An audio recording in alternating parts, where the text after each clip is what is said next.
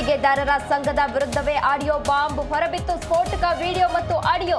ಸಂಘದ ಗೌರವಾಧ್ಯಕ್ಷ ಮೇಲೆ ಕಮಿಷನ್ ಆರೋಪ.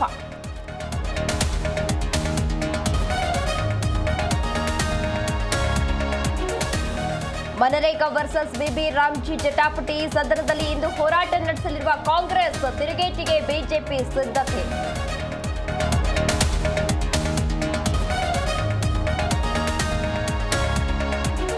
ಭಾರತದ ಮೇಲಿನ ಸುಂಕ 18%ಗೆ ಇಳಿಕೆ. $500 ಶತಕೋಟಿ ಒಪ್ಪಂದ ಘೋಷಿಸಿದ ಟ್ರಂಪ್. ದೇಶದ ಪರವಾಗಿ ಥ್ಯಾಂಕ್ಸ್ ಹೇಳಿದ ಮೋದಿ.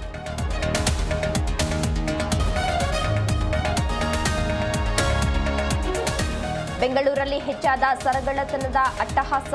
ಮಹಿಳೆಗೆ ಚಾಕು ತೋರಿಸಿ ಚಿನ್ನದ ಸರ ಲೂಟಿ. ಮಾಚೋಹಳ್ಳಿಯಲ್ಲಿ ಬೆಚ್ಚಿ ಬೀಳಿಸುವ ಘಟನೆ.